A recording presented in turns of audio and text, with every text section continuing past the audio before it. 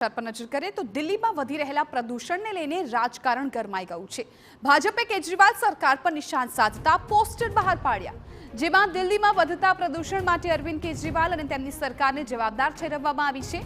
ભાજપનો આરોપ છે કે દિલ્હી સરકાર પ્રદૂષણ નિયંત્રણના મુદ્દે ગંભીર નથી અને તેની નીતિ નિષ્ફળ ગઈ છે। પોસ્ટર દ્વારા પાર્ટીએ મુખ્યમંત્રી કેજરીવાલને પૂછ્યું કે જ્યારે દિલ્હીમાં પ્રદૂષણનું સ્તર ખતરનાક સ્તરે પહોંચી ગયું છે ત્યારે તે તેની સાથે વ્યવહાર કરવા માટે અસરકારક પગલાં કેમ નથી લઈ રહ્યા। આ પોસ્ટર વોરથી દિલ્હીની રાજનીતિ વધુ તેજ થઈ ગઈ છે અને બંને પક્ષો એકબીજા પર આરોપ પ્રત્યારોપ કરીને પોતાનો પક્ષ રજૂ કરી રહ્યા છે। આપને જણાવી દઈએ કે પ્રદૂષણને લઈને ભાજપના નેતાઓ લોકોને માસ્ક પણ વેચી રહ્યા છે। ઉલ્લેખનીય છે કે દિલ્હીમાં પ્રદૂષણનું સ્તર સતત 5મા દિવસે ગંભીર શ્રેણીમાં પહોંચી ગયું છે। દિલ્હીનું એર ક્વોલિટી ઇન્ડેક્સ 481 સુધી નોંધાયું।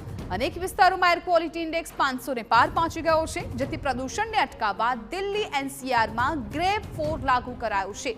ગ્રેડ 4 હેઠળ અનેક પ્રકારના પ્રતિબંધ લગાવવામાં આવ્યા છે કે જે મુજબ ધોરણ 10 અને 12 સિવાય તમામ શાળા બંધ રાખવાનો આદેશ કરવામાં આવ્યો। શાળાઓને ઓનલાઈન મોડમાં શિફ્ટ કરી દેવાય છે। ઉપરાંત આવશ્યક સેવાઓ સિવાય અન્ય ટ્રકના પ્રવેશ પર પ્રતિબંધ છે। દિલ્હીની બહાર હળવા કોમર્શિયલ વાહનો પર પણ પ્રતિબંધ, BS4 ડીઝલ વાહનો પર પણ પ્રતિબંધ મુકાયો છે। આ સિવાય ઓફિસો તેમના કર્મચારીઓ માટે ઘરેથી કામ કરવાનું નક્કી કરી શકે છે તેવો પણ નિર્ણય કરાયો।